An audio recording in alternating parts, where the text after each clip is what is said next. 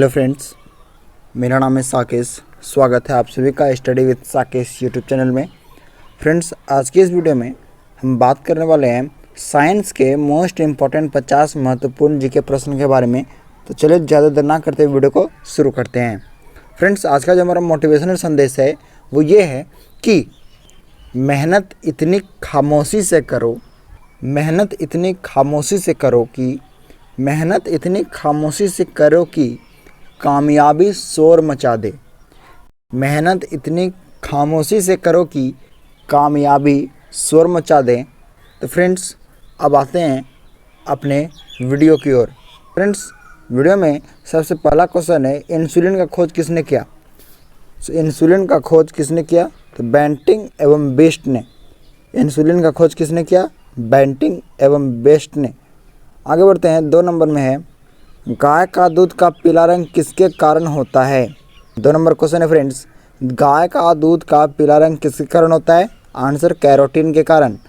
आगे 3 नंबर में, विकास का उत्परिवर्तन का सिद्धांत का प्रतिपादन किसने किया? विकास के उत्परिवर्तन का सिद्धांत का प्रतिपादन किसने किया? तो ह्यूगो डी ब्रिज ने।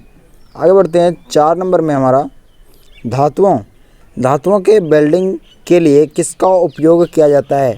धातुओं के वेल्डिंग के लिए किसका उपयोग किया जाता है? Acetylene gas. धातुओं के वेल्डिंग के लिए एसिटिलीन गैस का प्रयोग किया जाता है। आगे 5 नंबर में, पॉलीथीन किसका बहुलक है? पॉलीथीन किसका बहुलक है? तो इथिलीन का। पॉलीथीन इथिलीन का बहुलक है। आगे बढ़ते हैं, 6 नंबर में है, हाइड्रोजन तत्वों में कौन सा तत्व सबसे अधिक क्रियाशील होता है?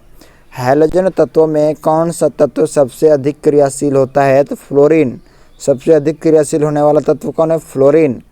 आगे बढ़ते हैं, आगे है 7 नंबर में, गैलेना किस धातु का अयस्क है? गैलेना किस धातु का अयस्क है? सीसा का। गैलेना सीसा का अयस्क है, सीसा धातु का अयस्क है। आंसू में कौन सा एंजाइम पाया जाता है? आंसू में कौन सा एंजाइम पाया जाता है? तो लाइसोजाइम। आंसू में लाइसोजाइम एंजाइम पाया जाता है। आगे बढ़ते 9 नंबर में, पीएच का निर्धारण किसने किया? पीएच का निर्धारण किसने किया? सोरेनसन ने पीएच का निर्धारण किया था। आगे बढ़ते हैं, आगे 10 नंबर में, मनुष्य के शरीर का सबसे बड़ा मांसपेशी कौन सा होता है? मनुष्य के शरीर का सबसे बड़ा मांसपेशी कौन सा होता है? तो ग्लूटियस मैक्सिमस। आगे बढ़ते हैं, 11 नंबर में, शरीर का घाव किस विटामिन से जल्दी भर जाता है?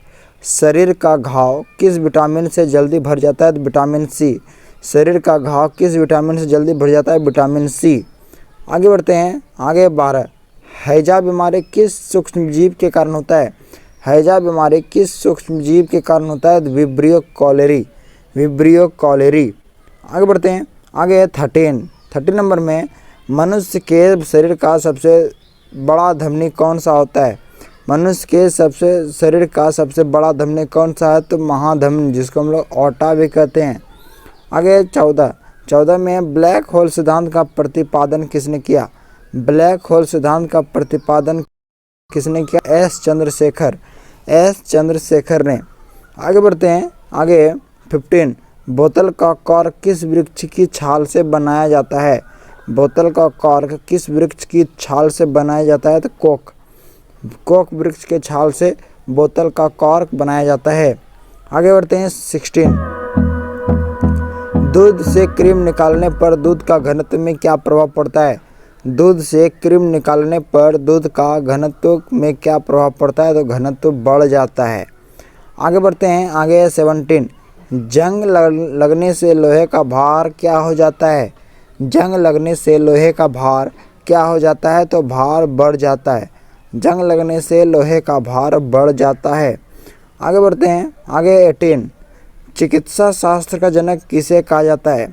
चिकित्सा शास्त्र का जनक किसे कहा जाता है? हिप्पोक्रेटस को। चिकित्सा शास्त्र का जनक हिप्पोक्रेटस को कहा जाता है। आगे बढ़ते हैं, आगे 19, किस रोग में रक्त का थक्का नहीं जमता है? किस रोग में रक्त का थक्का नहीं जमता है? हीमोफीलिया रोग में। आगे बढ़ते हैं 20। मनुष्य में बुढ़ापा किस ग्रंथि के लुप्त हो जाने के कारण होता है? मनुष्य में बुढ़ापा किस ग्रंथि के लुप्त हो जाने के कारण होता है? थाइमस के कारण। आगे बढ़ते हैं 21।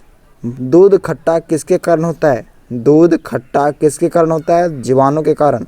दूध खट्टा जीवाणु के कारण होता है। आगे बढ़ते हैं, आगे 22। कपास के लिए कौन सी मिट्टी सर्वोत्तम है? कपास के लिए कौन सी मिट्टी सर्वोत्तम है? काली मिट्टी। आगे बढ़ते हैं, आगे 23। जीवन रक्षक हार्मोन किस ग्रंथि से स्रावित होता है? जीवन रक्षक हार्मोन किस ग्रंथि से स्रावित होता है? एड्रिनल ग्रंथि से। एड्रिनल ग्रंथि से। आगे बढ़ते हैं 24। प्रोटीन का पाचन किस एंजाइम के द्वारा होता है? प्रोटीन का पाचन किस एंजाइम के द्वारा होता है? तो पेप्सिन एंजाइम के द्वारा। आगे बढ़ते हैं, आगे 25। बाइट्स रोग शरीर के किस अंग को प्रभावित करता है? बाइट्स रोग शरीर के किस अंग को प्रभावित करता है? तो वृक्क को। आगे बढ़ते हैं, आगे 26। अंडों के किस भाग में सबसे अधिक प्रोटीन पाया जाता है? अंडों के किस भाग में सबसे अधिक प्रोटीन पाया जाता है? तो उजले भाग में। अंडों के उजले वाले भाग में सबसे अधिक प्रोटीन पाया जाता है। आगे बढ़ते हैं 27। वाटर ग्लास का रासायनिक सूत्र क्या होता है? वाटर ग्लास का रासायनिक सूत्र क्या होता है? Sodium silicate. Sodium silicate. आगे बढ़ते हैं, आगे 28। दर्द दूर करने वाली दवा क्या कहलाती है? दर्द दूर करने वाली दवाएं क्या कहलाती है? एनाल्जेसिक। क्या कहलाती है? एनाल्जेसिक। आगे बढ़ते हैं, आगे 29। रानीखेत बीमारी किससे संबंधित है? रानीखेत बीमारी किससे संबंधित है? मुर्गियों से। आगे 30 नंबर में, अल्जाइमर रोग से में मानव शरीर का कौन सा अंग प्रभावित होता है? अल्जाइमर रोग में मानव शरीर का कौन सा अंग प्रभावित होता है? मस्तिष्क। आगे है 31। एंटीबायोटिक एम पेनिसिलिन किसके द्वारा प्राप्त होती है? एंटीबायोटिक एम पेनिसिलिन किसके द्वारा प्राप्त होती है? बैक्टीरिया से। ठीक है, आगे बढ़ते हैं 32। कौन सा तत्व हाइड्रोजन के साथ सबसे अधिक सम्मिश्र बनाता है? कौन सा तत्व हाइड्रोजन के साथ सबसे अधिक सम्मिश्र बनाता है? तो कार्बन। कार्बन के साथ। आगे बढ़ते हैं 33। डिहाइड्रेशन प्रयोग किस पदार्थ की कमी से होता है? डिहाइड्रेशन प्रयोग किस पदार्थ की कमी से होता है? सोडियम क्लोराइड NaCl की कमी से। आगे बढ़ते हैं, आगे 34। कैंसर का प्रसिद्ध दवा टैक्सोल किस वृक्ष से प्राप्त किया जाता है? कैंसर का प्रसिद्ध दवा टैक्सोल किस वृक्ष से प्राप्त किया जाता है? यू वृक्ष से। YEW। आगे बढ़ते हैं 35 में किस पदार्थ के साथ कास्टिक सोडा को उबालकर साबुन तैयार किया जाता है?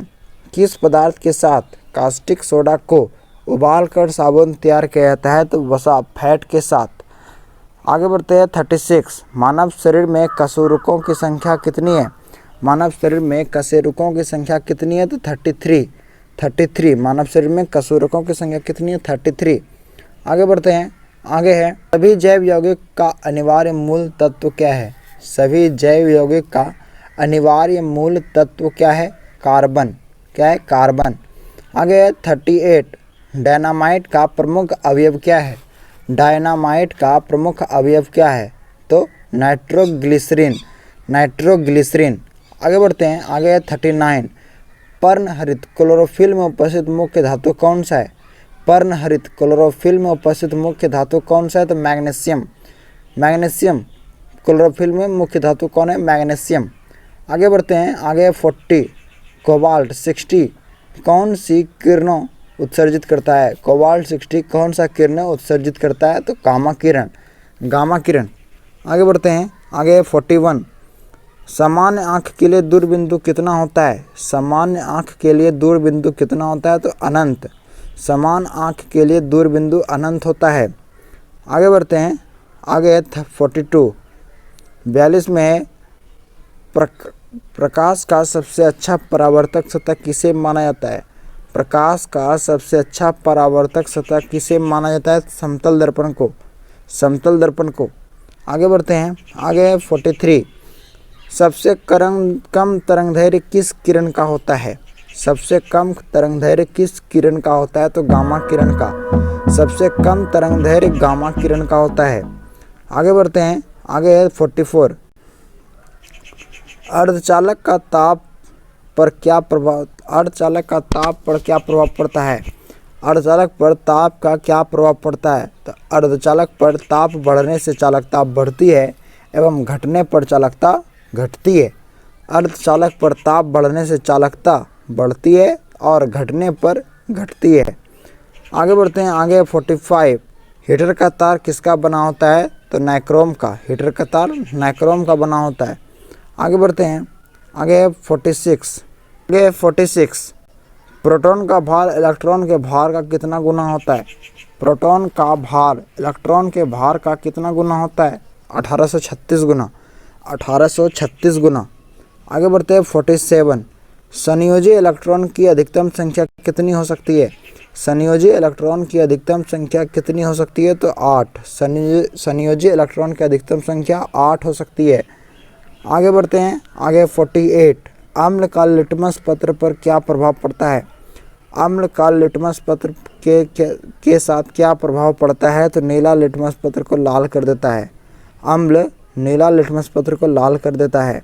आगे बढ़ते हैं। आगे 49, कीटाणुनाशक के रूप में किसका प्रयोग किया जाता है? कीटाणुनाशक के रूप में किसका प्रयोग किया जाता है? तो विरंजक चूर्ण का। विरंजक चूर्ण का। आगे बढ़ते हैं। आगे 50 में है, साबुन बनाने की प्रक्रिया को क्या कहते हैं? साबुन बनाने की प्रक्रिया को क्या कहते हैं? सैपोनिफिकेशन, जिसको हम लोग साबुनीकरण भी कहते हैं। सैपोनिफिकेशन, जिसे हम लोग साबुनीकरण भी कहते हैं। तो फ्रेंड्स, ये थे आज की हमारी वीडियो। उम्मीद करता हूँ ये वीडियो आपको काफ़ी पसंद आया होगा। वीडियो पसंद आया तो वीडियो को लाइक करके चैनल को सब्सक्राइब कीजिए और साथ ही साथ बेल आइकन जरूर प्रेस कीजिएगा। तो चलिए दोस्तों, आज के लिए बस इतना ही। तब तक के लिए जय हिंद, जय भारत, वंदे मातरम।